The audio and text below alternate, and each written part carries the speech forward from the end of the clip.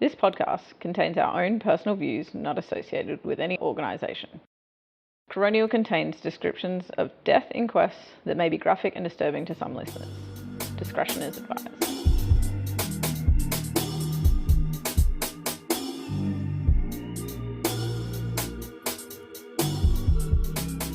All right, welcome back everyone to Coronial. I'm Georgie. I'm Emma. And I'm Alice.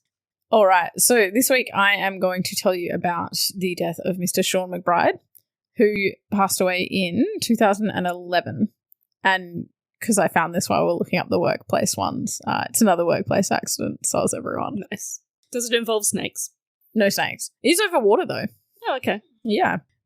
So Mr. Sean McBride was a 28-year-old Irish man who'd been sponsored by his employer to travel to Australia to work as a scaffolder. So in this case, the coroner detailed a little bit about Mr. McBride, but mainly about his love for scaffolding, which do you think if he hadn't have died in his workplace accident while scaffolding, that would have been something that would have been highly remembered for? No. Probably not. I don't think so, no. Yeah. And so it was one of those ones where I'm like, if I were to die in a workplace accident, please feel free to mention that I enjoy work-life balance and particularly not working. Yeah, you prefer the life part, yeah. The life part. Anyway, so it was mentioned that he was a keen scaffolder and had previously left his civil engineering studies to pursue this career. And at the time of his death, he was licensed to perform high-risk work, including erecting and dismantling hanging scaffolding. Ooh. He had also completed a number of training qualifications in Australia, and his employer had assessed his competency as a scaffolder. So he's skilled in what he does for a living. Skilled and experienced and trained, yeah.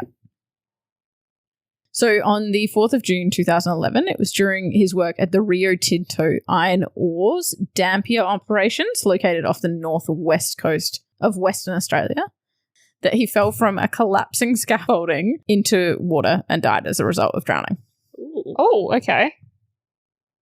He was working as part of a team to dismantle a cantilever scaffold structure that had been erected under the iron ore loading jetty. So essentially it's scaffolding below the jetty. Mm-hmm. I was going to ask, was it on the side of an oil rig or a boat? But no, underneath a jetty. I assume when you're mining iron ore, and I assume that this iron ore was in fact located off the coast somewhere, that the way that they were gathering it was towards the jetty, but I don't know why the scaffolding therefore needed to be there.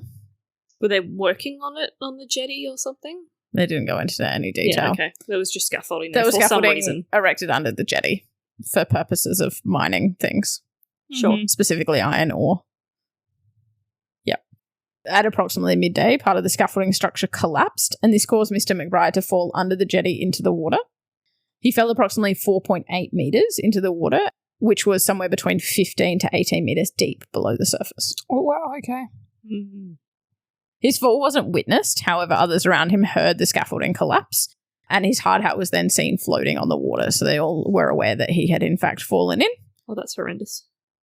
Yeah. I mean, I guess they all knew he'd gone in because where he was the scaffolding was no longer there either. A colleague and two nearby crew members of a commercial vessel also attempted to save him by jumping in and trying to find him, but were hampered by a lack of visibility when they jumped into the water. And I think this was it was a very deep portion of water, 15 to 18 metres deep, along with a lot of debris from the falling scaffolding as well. Yeah, right. If it had just been him, maybe it wouldn't have caused such an issue. But again, also, it was so deep that the visibility would have been hampered anyway, especially when they were just jumping in. Where they thought maybe he'd fallen in or... Well, but also they weren't jumping in as, like, scuba divers. They didn't have any gear on them. They didn't have... They were just hoping to find him as far down as they could go. Yeah. But obviously they're not going to be able to go down very far. Yeah. They weren't prepared to be doing a dive rescue. No. Unfortunately, his body wasn't discovered until later that evening when an underwater search was performed by police. Mm. At the time of being found on the seabed, his harness was not attached to any portion of the scaffolding. However, it did appear that during his fall, he'd attempted to shed his safety gear and clothing. So there's a thought that he could have been attached to more. but they don't know what because he had attempted to shed himself of that anyway. Right. I guess because... It's heavy. Yeah, we'll get to it's that. pulling you down. Yeah, I was about to say, so he was found on the seabed. I thought that people generally didn't Sink, to the bottom. but you do sink when you're wearing 13 kilos of gear, which we'll come to. Right, okay. Yeah. That makes sense. Yeah. He'd not been wearing any form of personal flotation device, but had been wearing a fall arrest harness with twin combination inertia reel lanyards that were fitted with clasps referred to as safety hooks. Neither showed signs of deployment. So neither lanyard showed that he had attempted to arrest his fall. What were they attached? But if they're attached to the scaffolding... Yes, and this is the point that we will come to. Yes, it was more than likely that he'd attached to a bit of scaffolding that collapsed with him. Yep. Yeah.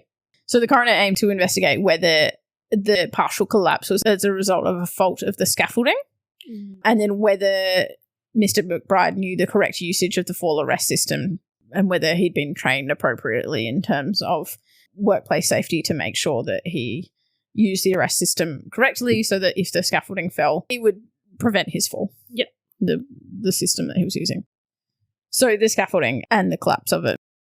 Mr. McBride, as I said, was working in a team that were dismantling the scaffolding under the jetty, and that was a 4-person team. And they're essentially working in, like, I want to say conga line. That's not what I meant. A line where he was on the scaffolding, he was dismantling parts, he'd pass it to the person on the jetty. The person on the jetty would pass it to the person slightly further down. I could pass it to the final person who was putting it in the pile of wherever they were storing everything. The scaffolding had been erected approximately 1 month prior to this, and they were working in shift work, like 20 days on, 2 weeks off or something like that. So it didn't go into who specifically erected it, but it wasn't. Not necessarily him. I think the same company, but different people. He was employed by Celtic Scaffolding, I think. And so it was Celtic Scaffolding that were responsible, but it didn't go into whether it was specifically him that had helped put it together. Yeah. Right. The scaffold structure and walkway was required for the purpose of undertaking the East In-Course Island wharf upgrade. There we go. That's why they needed it. They were upgrading a wharf. Cool. And it was referred to as a hanging scaffolding. Shocker. Because it was attached to the underside of the jetty. Mm-hmm. It was, in fact, 3 meters tall itself and then hung approximately 4 to 8 meters above the sea level, depending on the height of the tide at the time. Gotcha. Makes sense. Celtic Scaffolding was Mr. McBride's employer and was utilising a prefabricated equipment to assemble and disassemble the scaffolding, known as a rosette scaffolding system. They went into lots of detail about what that means and the various different parts, and it all kind of went over my head. So if you want more detail about that, I would definitely recommend you read it yourself, because I cannot give you detailed information. That's fair. Because even reading it, I'm still like, I don't get it. So basically, scaffoldings are made up of a bunch of different parts. There's something called a rosette, there's something called a standard, there's something called a layer. One's a horizontal bit, one's a vertical bit, and one's like a wedge that holds it all together. Yep, right. Yeah. This rosette scaffold system is well known and reputable. It's known to be a simple system to assemble and disassemble, in that there are no clamps, nuts, or bolts. And the scaffolder only needs a hammer to assemble and disassemble the scaffolding, with the exception of securing the scaffold to an existing structure where clamps and fixtures are used. So the initial fixation to the jetty needs a little bit extra, but outside of that, you can then scaffold it along with essentially the use of a hammer only. Mm-hmm. It's quite easy to assemble. Disassembling comes with a little bit more challenging portion, in that the scaffolder is required to reach underneath and swing a hammer in an upward arc with the intention of knocking out a specific wedge without the full view of that wedge when disassembling. And so when it's not hanging over something, that's fine because you can stand below and be able to see, but when it's hanging over something and you can't be standing below or fixed below, then it's harder to do. Yep. This increased the risk of them inadvertently knocking the wrong wedge, which could then precipitate a fall. And surprise, it in fact did. Yeah. And so that was what was determined to be the most likely cause. It was based on both an investigation following with some expert witnesses looking into how the scaffolding could have collapsed, along with the co-workers that were working with him on the day, that whilst they didn't witness exactly what happened, they were like, he was sitting on this ledge about to do this thing. and then it collapsed. Then it wasn't there anymore. For most likely, the step that caused the collapse was him hitting the wrong thing. However, obviously it was looked into as to whether there could have been any other inherent defects in the scaffolding. And so one of the things that they found when they were recovering bits from the seabed was one particular clamp had a fracture to it that they thought, could this have been an inherent defect or something that occurred as a result of the fall of the scaffolding? Yeah. And they ultimately determined that fracture, when they did some retesting and then applied the weight of Mr. McBride's body weight to that repeat circumstance, the same fracture occurred again in that scenario. So they went, okay, what we've seen here is more likely as a result of him accidentally hammering the wrong wedge and his body weight being on there, causing that fracture, than that fracture having been something that was already present and causing the collapse. It's interesting that they went to that length to basically retest the circumstances to They find did a out. lot of retesting. Yeah, they did a lot of if we did this, could this happen? If this happened, looking into was there a design fault in the scaffolding and that kind of thing. And then also they went into, and we'll come to it in a bit, a lot around how do we improve the design. That's really good. So yeah, very much wanting to try to prevent collapse of scaffolding again. Yeah. Immediately prior to the fall, he was witnessed to be on a ledger, which is a horizontal structure of the scaffolding, which connects to adjacent structures, and then at the process of removing a transom, which I was like, what is a transom? It didn't give you a definition in the inquest? No, so I had to look it up. And it says just a strengthening crossbar. Okay. By hammering out this transom wedge, it's how you dismantle it. Right. So did the whole of the scaffolding fall down, or was some of it still left hanging there? Yeah, so it was the structure that he was on. I assume he was reaching over to dismantle, the next adjacent bit. Yeah, but unfortunately, the bit that he was on as well collapsed with him that wasn't meant to be dismantled. Yeah, right. And so, as I said, there was no defects found in the scaffolding. And so after Mr. McBride's death, Celtic Scaffolding ultimately developed a modification to the scaffold structure with the aim of preventing a scaffolder from inadvertently knocking out the wrong wedge, especially on a critical brace of a cantilevered scaffold. And so ultimately the coroner was like, this is pretty good, this is great, I'm happy that you've attempted to come up with a fix, so there's not really much else I'd recommend here. However, the coroner did sort of put in there the caveat that some of the independent witnesses that were experts in scaffolding and engineering were critical of the new design with concerns that it just shifted the risk. So basically, it was all about him hammering out this wedge section that he shouldn't have, so they'd put some pins into other sections to prevent that, that then made the need to unlock that pin as an extra step in there that could just create further issues of, one, dropping the pins into the abyss. Yep, which becomes a problem. Humans below. If they're doing it over water, if you drop it, it's gone forever. Yeah. And so it's just that inconvenience of then you're missing a component of the scaffolding that is needed for further. Then you have to rely on getting it replaced before you can do anything else and all that kind of stuff. Just keep using without that pin, in which case there's no There's point. a risk that you're not doing it correctly again. Yep. Yeah, all that kind of stuff.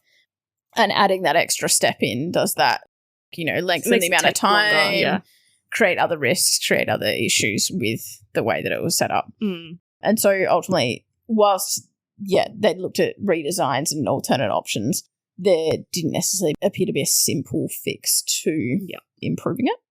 So then the next main point that those independent witnesses were like, well, do we need to fix the design, or should we just make sure that people don't fall when it collapses? Yeah, let's harness them from higher up.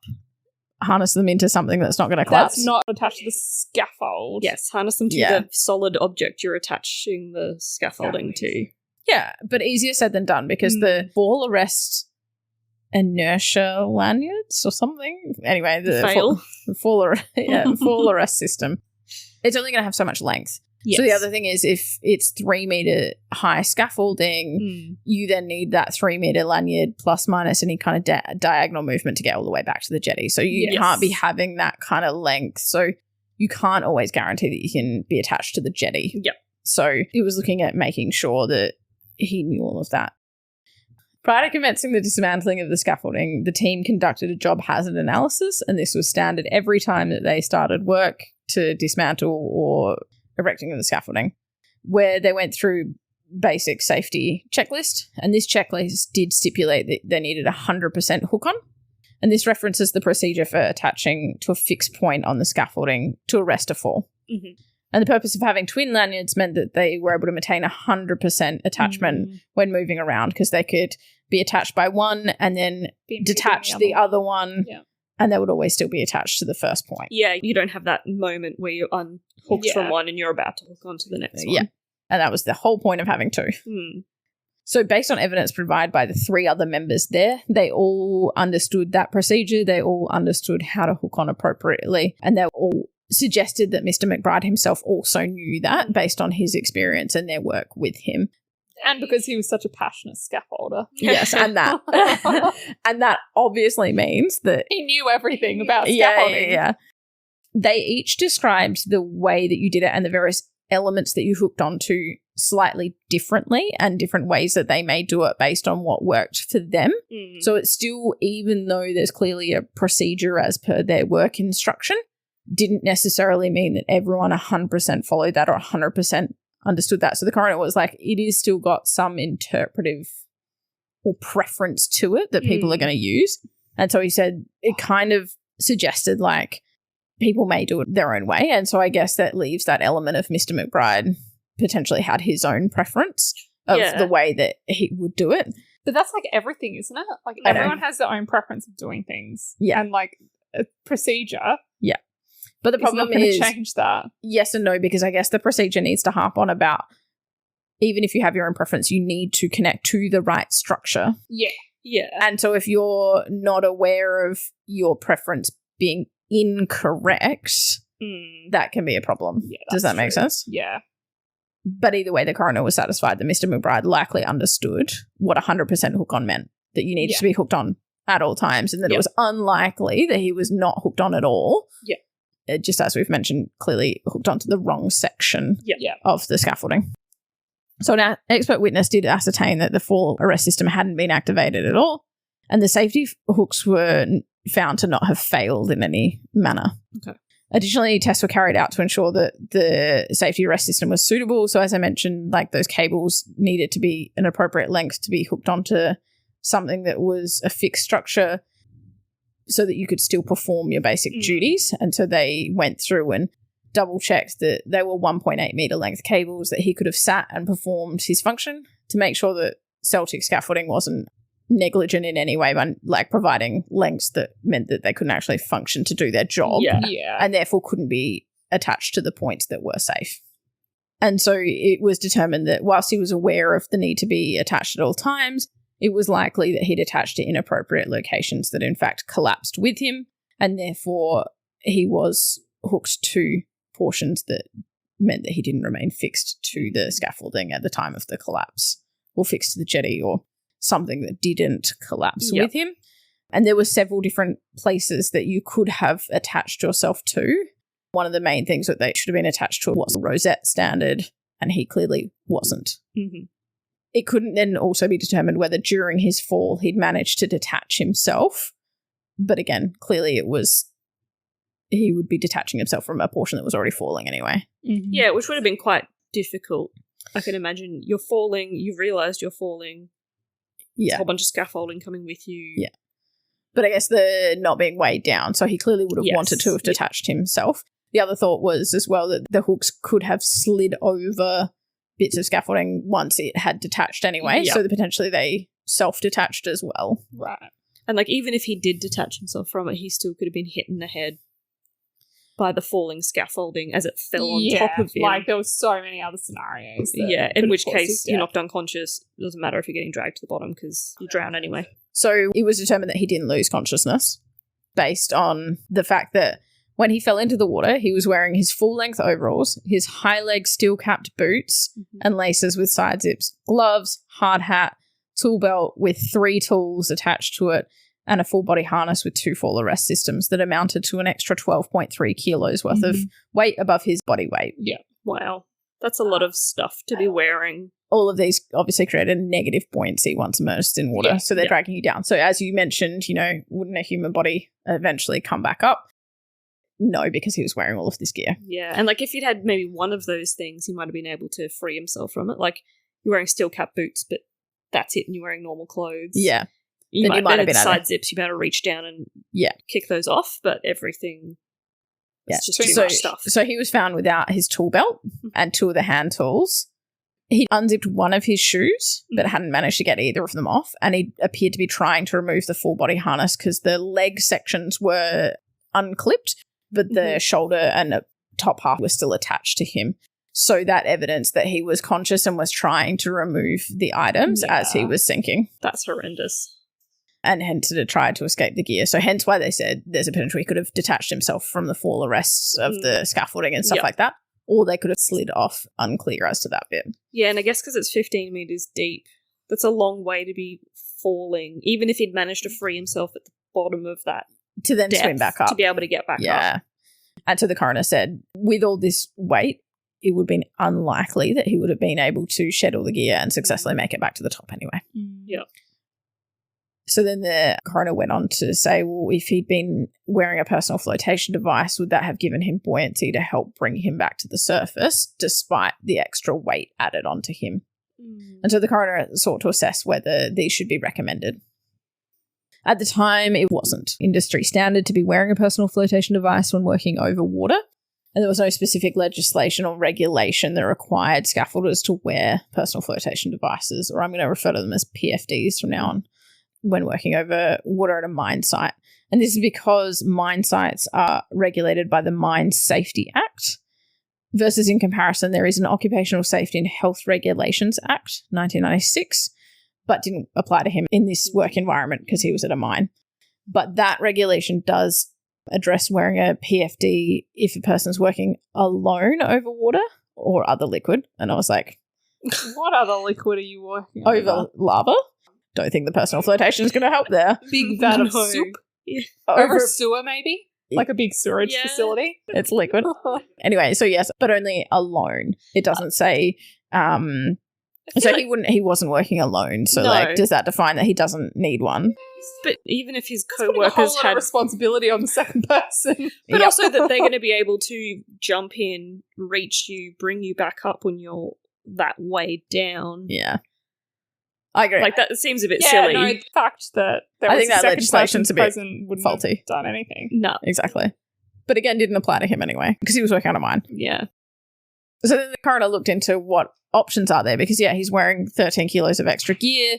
You also need a personal flotation device that doesn't get in the way of said gear, because you still need to be able to function and do your work. And has enough flotation to be able to counteract exactly that weight. All of that. So it didn't go into a lot, and there was even a line in there of and it's not my role to detail every personal flotation device that exists on the market. And I was like, but I'm really enjoying this in terms of you describing. There's a whole bunch of different ones, including the ones you get on the airplane where you pull the ripcord and it inflates. So it's not like he's sitting there doing his work with a standard boat. Yeah, with the really big life puffy jacket. One. Yeah, that's already buoyant. So there do appear to be both ones that you can use the ripcords or ones that self-inflate on hitting the water. They're triggered by the change in hydrostatic pressure of being in air versus going into water. That's really cool. But then there's also harnesses that exist that are buoyant harnesses. So basically he could still be using his fall arrest harness, but it had a buoyancy portion. Instead of dragging him down, it would keep him up. And it turns out you can also get ones that are designed to keep you upright. So they also flip you the right way, allegedly. Don't know the mechanics of that. That's very cool. Yeah, I was so impressed. I was like, no, please detail more. Tell me more. And so he then went through with all the individuals providing evidence in the inquest, both the colleagues that were working with him on the day, along with some of the expert witnesses, and said, well, how would this actually practically work in the environment? And so for the most part, they were positive about the idea of using personal flotation devices when working over water. And many of the colleagues that had been with Mr. McBride on the day actually subsequently did now. Yes, good idea. And they talked about some of the risks being that you could accidentally damage one whilst working because your tools might have sharp edges and stuff like that. And so if you then puncture your personal flotation device, it makes it a little less useful. Yep. One describes that he'd worked with a colleague subsequently who'd accidentally pulled the ripcord whilst working on the scaffold. Yep. So just self-inflated while he wasn't in the water. Oopsies. Which and that could be dangerous. Yeah, that could then knock you off. Yeah. And then just the bulkiness of it. So they were talking about, they wouldn't want to be wearing something that was hampering or interfering with their actual ability to do their job because then it defeats it. And then one of the independent witnesses made the fair point of, shouldn't we just be focusing on making sure people don't fall in the first place and that their fall arrest harness works so that they're not needing a personal flotation device. So obviously there's a number of steps that you'd have to get to before you even need the personal flotation device. But ultimately the coroner did suggest that there should be some changes in terms of including personal flotation devices in this kind of industry. So a few weeks after Mr. McBride's death, the Mine Safety Significant Incident Report was issued. It was unclear whether this was specific to his death because it only came out a few weeks later, which I think seems very short. So I wonder if this was already in production. And that detailed an expectation that scaffolders should wear a personal flotation device when working over water, as well as a fall injury prevention system. Additionally, 1 year later, Rio Tinto, the mine site that he was working for, even though he was employed by Celtic, provided written procedure about workers requiring the wearing of a personal flotation device if they were working over water. And so it wasn't specific to scaffolding alone. It was if anyone's working over water. This work procedure also referenced a number of different steps that were relevant to Mr. McBride's death, such as making sure that 2 personnel are within sight and sound of the person who's at risk of falling over water. So making sure that there's more sort of eyes on the people because his event wasn't witnessed, that there's an access to a rescue boat for workers who are working over water, that there's a life ring available within 25 metres of the work location, that they consider environmental factors prior to commencing work, which they didn't go into what the weather was like on the day, but I guess making sure that you're not working when there's high winds or water swells. Or even just rain makes it slippery if the rain was coming sideways. Exactly. Yeah. And so I didn't even think about that of how much more dangerous it could be should there not be appropriate conditions. And then the retractable lanyards that are used have suitable overhead anchors and that at no time shall a person be connected to the scaffold bay that's being built or dismantled. Yeah, which makes sense. Presumably that was ideally meant to be happening anyway. Before that, yeah. But I did really like that it's all now very specific. But again, some of this stuff, it's in Mr. McBride's situation, a rescue boat probably wouldn't have been that helpful. No. A life ring was definitely not helpful. No. Because he was already sunk. Yeah, someone seeing him fall also not that helpful because they heard it anyway. They realised something had happened. And even if they'd seen it, what would have changed? Yeah. But they've definitely made active steps towards improving safety, so I really appreciate that. So out of this whole inquest, the only recommendation that the coroner actually ended up needing to make, or did make, was with regards to updating the relevant Australian standards to consider including personal flotation devices for people working over or adjacent to water or liquid. And so I guess that kind of then encompasses both the mines and the other workplaces. As I said, that those 2 different legislations kind of addressed. But then I did some follow-up, and as of May 2018, I found a letter with regards to this recommendation, and it was from the committee stating that initially they weren't able to update the Australian standards because they didn't think it was relevant, and then a subsequent one saying that they were producing a new report that was going to address potential inclusion, and an outcome was expected by the end of 2019. So this happened in 2011, and even by the May 2018 and then a subsequent letter saying an expectation result of the end of 2019 still hadn't actually been included prior to that. And then obviously we don't have access to the Australian standards to confirm whether anything's happened. But given this report came out in 2017, 2 years later, they still hadn't actually done anything about it. Yeah. Which I'm for me, I'm just it's now 8 years since the actual incident. But at the same time, I guess it seems like actually in industry, people are already making those changes without the relevant regulation. But it's sad that it's not there to to support it or to really back up the fact that you need to be doing this. Yeah, for those that are smaller companies that may not have necessarily been as involved or aware in the industry, it would be nice to see it formally recognised that actually is necessary. So, but yeah, I thought it was interesting that it had never really been thought of. And I can see the argument of like, but if you've got something that's going to prevent your fall in the first place, why would you need it? Yes, if you think that the harness that you're wearing is going to save you from that sort of situation, well, you don't need think about anything else. And it's just another bulky added item. But I would want it. Yeah. Yeah. I don't think I'd be in that situation in the first place. True. Yeah, with your love of heights. You're never going to be there anyway. No. Never going to be a scaffolder. And so, yeah, after all that, there was only really actually one recommendation because a lot of the rest was just... It was done proactively. Or unlucky event that he hit the wrong thing whilst not being attached to the right bit. Yep. And so, unfortunately, there was no obvious systematic error. It was human error. Yes. It was human error. Yes. Yeah. Which you can try and prevent, but you can't always. No, you can't because humans are humans. We are imperfect creatures. Yeah. And it doesn't seem like he did anything specifically. He didn't go against the regulation. He didn't. Yep. He wasn't known to not be a conscientious employee or anything like that. Yeah. It was just an unfortunate series of mistakes that led to it. Yeah. That was an interesting one. All right. Well, catch you again next time. Bye. Bye.